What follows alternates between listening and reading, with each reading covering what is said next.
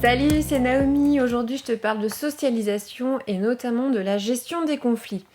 Donc, en général, ce qui se passe quand on voit une gestion des conflits, c'est ne t'occupe pas de lui, ou va dans ton coin et va jouer, ou alors fais ce que tu veux. Parfois, c'est un petit peu plus radical. Certains parents conseillent à leurs enfants même de répondre physiquement à certaines agressions ou à certains conflits.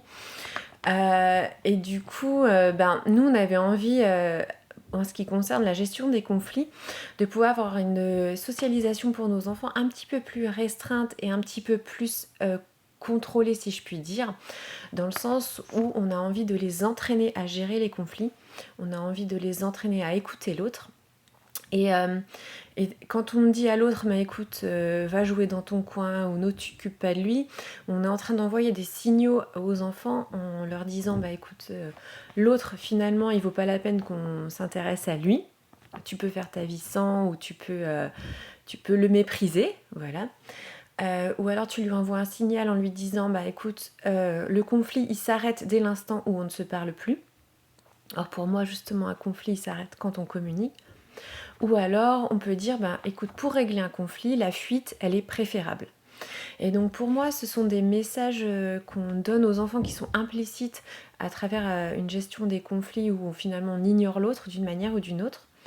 Et je trouve que c'est pas efficace sur le long terme, je trouve que ça ne construit pas un adulte, puisque je pense justement qu'un adulte, la gestion des conflits, c'est en communiquant et en cherchant et en s'intéressant vraiment à l'autre et en l'aimant qu'on peut réussir à régler efficacement des conflits et à vraiment se construire en tant qu'adulte et dans nos relations avec les autres, les uns, dans les groupes, les relations les uns avec les autres.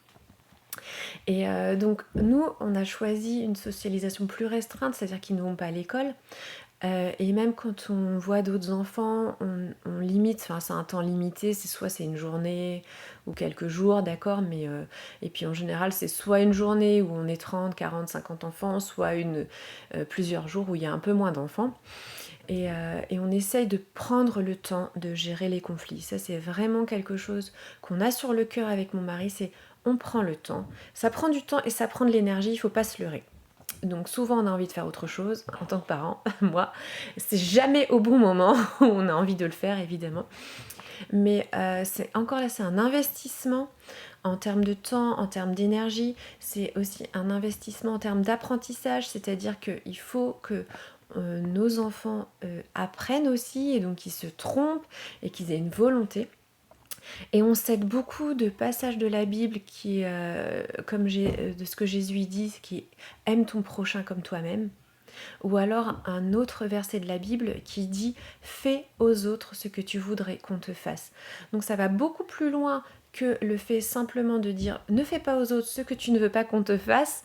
Il y a vraiment une dimension active là-dedans, une dimension d'action de faire aux autres. Parce que du coup, ça demande à ce que nous, on réfléchisse à qu'est-ce que nous, on aimerait, et de pouvoir s'intéresser à l'autre et d'aller lui faire, et donc aussi de lui demander l'autorisation d'aller communiquer sur le conflit qui vient de se passer, alors que ce soit dans un sens ou dans un autre, parce que nos enfants sont loin d'être innocents et ils sont souvent aussi, eux, à l'origine des conflits.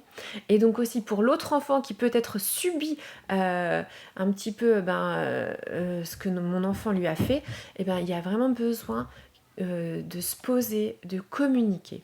Et donc aussi ça demande l'accord de l'enfant, et donc souvent nos enfants, ça leur arrive de dire non, j'ai pas envie de gérer le conflit, parce qu'en priorité il y a peut-être des émotions ou des blessures à gérer, mais du coup c'est extrêmement intéressant d'aller chercher et de pouvoir gérer un petit peu toutes les facettes des conflits. En tout cas c'est ce que mon mari et moi on aime faire.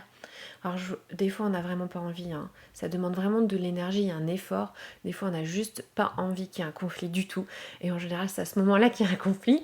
Mais voilà, nous aussi en tant que parents, ça nous apprend la patience, ça nous apprend à aller aimer aussi nos enfants pour les faire grandir dans cette gestion des conflits. Et pour pouvoir aller chercher qu'est-ce que Dieu dit, qu'est-ce que Dieu nous conseille. Et il y a des tas de conseils dans la Bible. C'est vraiment un livre extrêmement riche en ce qui concerne le fait de vivre ensemble et le vivre avec les autres. Donc voilà.